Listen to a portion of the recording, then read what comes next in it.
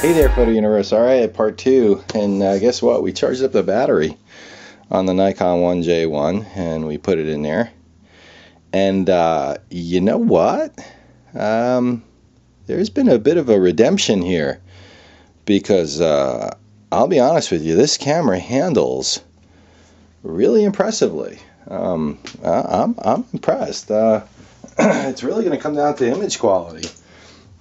But to tell you the truth, I'd rather shoot with this than the G3 Lumix Panasonic. I mean, the Lumix, I mean, the best way to describe this is kind of the difference between, like, if you've used a PC and you've used a Mac.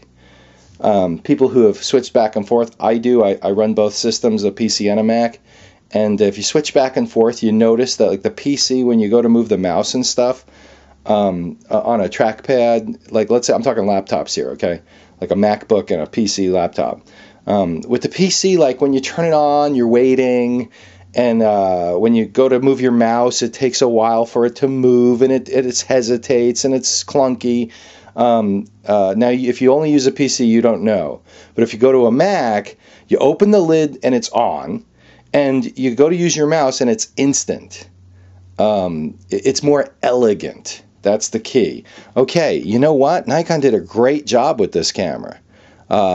Even though this is their amateur model, I'm impressed. Taking pictures with this camera is actually kind of cool. And I'm really amazed because there's no buttons on there.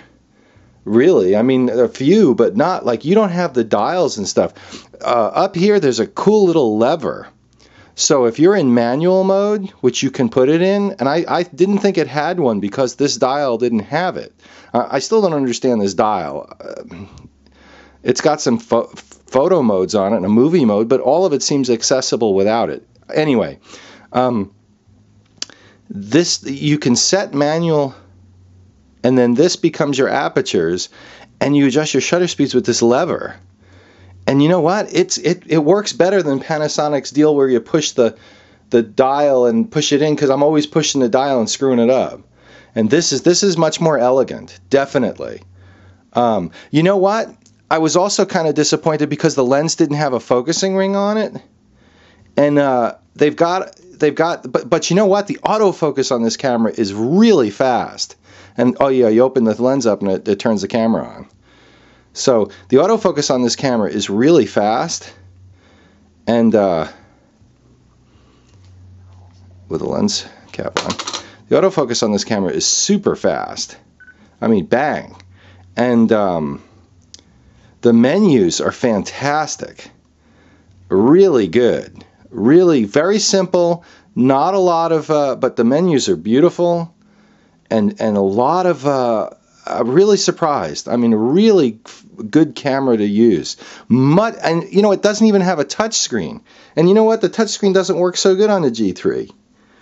The buttons are laid out a lot more logically on this camera. The G3, the buttons are all over the place. I'm always looking for them.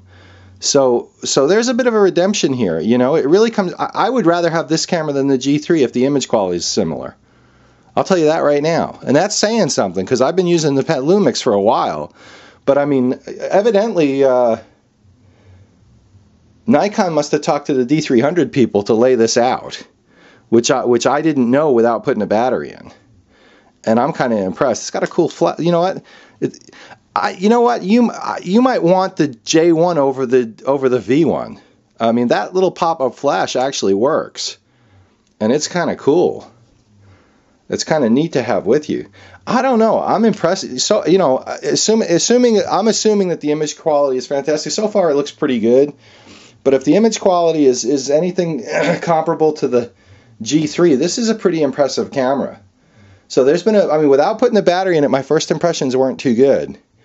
But now that I've seen how the layout and actually how it functions taking pictures, it's almost like there's more direct control over it, even though there's no buttons. I'm not sure how Nikon did that, because the G3 has more buttons, and a touch screen, and I can never seem to access anything. Not like this. This is right there right now. The menu is a lot cleaner too. The G3 menu is really haphazard and cluttered in comparison. I mean, Nikon's really got something going on here. So If the image quality is comparable to the G3, I'd rather have the J1, which I'm really surprised about, over the G3. Now I'm curious to see what the V1's like. So there's been a bit of a redemption here. I mean, okay, a few negatives, right? Let's keep it real. That battery door, that is really flimsy. The G3 is more zippy than that. That battery door feels like a piece of paper. I will say that another thing though, I like it the way the memory card goes in the Nikon. On the G3, it seems backwards to me. It's just a personal thing, and it's probably just a goofy thing. It's not that big a deal. But I like the memory card in this. The buttons and the levers, you know, okay, they feel kind of chintzy. They work well though. That's a really good, I got big thumb, and that thing there works well. But it does feel kind of thin. But other than that, you know, I'm impressed. I really am. I was surprised. I did not think I was going to like that at all. Now, you know, is it a replacement for my K5? Absolutely not. Not even close. But would I rather have that than the G3? You know, if the image quality is up there and the video capability is the same as the G3, you know what? Yeah, I'd rather shoot with this all day long than the G3. As a matter of fact, I don't even use the G3 for stills anymore. It's just so, it's kind of annoying. But the video functions on the G3 are really good, so I use it for the videos for the Photo Universe. But I think if the video and the still images are anywhere near the G3's quality, I would much rather have the J1 Nikon. So, all right, we're going to get out there and take some shots today, and we're going to see where we're at in terms of image quality and stuff. But there's been a bit of a redemption here, and I'm really pleasantly surprised. Nikon really got their act together. Oh yeah, and Nikon, where the heck's the lens hood? Okay, you got the bayonet on there for it on the front of the lens. You can't give me a 50-cent piece of plastic lens hood for this thing? Give me a break. And you know what the problem with that is? Okay, it annoys me that I have to buy it for $10 or $30 or whatever you're going to charge me for the lens hood. But guess what? Because this is a new line of cameras and it's kind of like, you know, something that's not, I doubt if I'm going to be able to get it for a long time. I have a feeling it's going to be really hard to find the lens hood for that. You know, come on, Nikon. You know, that's like not including Nikon Capture with an $1,800 D300. I mean, that's one thing that Nikon is really goofy about. I mean, stop nickel and diming people, will ya? I mean, you know, this back in the film days, Nikon thought they were so cool. And it's like, you know, we're the best, so we're going to give you nothing. Well, thanks, Nikon. You could give somebody a lens hood with that. What? Okay, enough ranting about that. But other than that, I'm pleasantly surprised. Well done. Very impressive.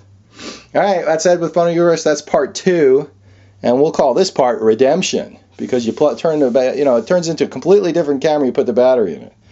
It sounds ridiculous, but it really, I mean, judging a book by its cover, that was a mistake.